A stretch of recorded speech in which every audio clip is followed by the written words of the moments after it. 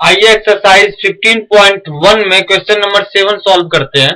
पहले इस क्वेश्चन को समझते हैं। यह दिया हुआ है कि 3 स्टूडेंट्स के एक ग्रुप में से 2 स्टूडेंट्स के बर्थडे एक ही दिन ना होने की प्रोबेबिलिटी 0.992 है। इसकी क्या प्रोबेबिलिटी है कि इन 2 स्टूडेंट्स का बर्थडे एक ही दिन हो। आइए इस क्वेश्चन का सॉल्यूशन करते हैं। Let E be the event of 2 students not having the same birthday. Hence, from question, probability of event E is equal to 0.992 given.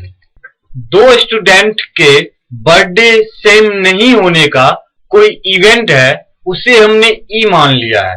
तो probability of event E is equal to 0.992, यानी event होने की probability है 0.992। ये question में दिया हुआ है। अब हमें क्वेश्चन में इस बात की प्रोबेबिलिटी निकालनी है कि इन 2 स्टूडेंट्स का बर्थडे एक ही दिन हो।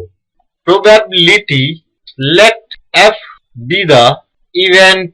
We know that the sum of probabilities of all the elementary event in an experiment is 1। यहां पे ई इवेंट होने की प्रोबेबिलिटी है 0.992, तो ई इवेंट नहीं होने की प्रोबेबिलिटी निकालनी है। ई इवेंट में 2 स्टूडेंट्स का बर्थडे सेम नहीं होने की प्रोबेबिलिटी थी 0.992, तो अब हमें निकालना है 2 स्टूडेंट्स का बर्थडे सेम होने की प्रोबेबिलिटी, यानी कि हमें प्रोबेबिलिटी ऑफ ई का complementary probability of not E निकालना है। तो P of E plus P of not E is equal to 1 होता है। क्वेश्चन में दिया हुआ है 0.992 plus P of not E is equal to 1।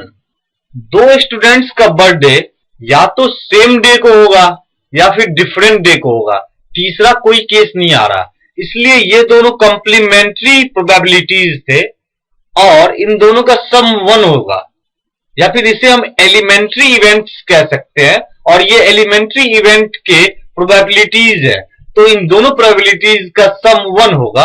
तो P of not E is equal to 1 minus 0.992 is equal to 0.008। Therefore probability of not E is equal to probability of having same birthday, क्योंकि जब probability of E था not having same birthday यानी same birthday नहीं होना, यानी different birthday का probability P of E था, तो पी ऑफ नॉट ई होगा सेम बर्थडे का प्रोबेबिलिटी, उसका जस्ट कंप्लीमेंट्री। तो P of having same birthday is equal to 0.008।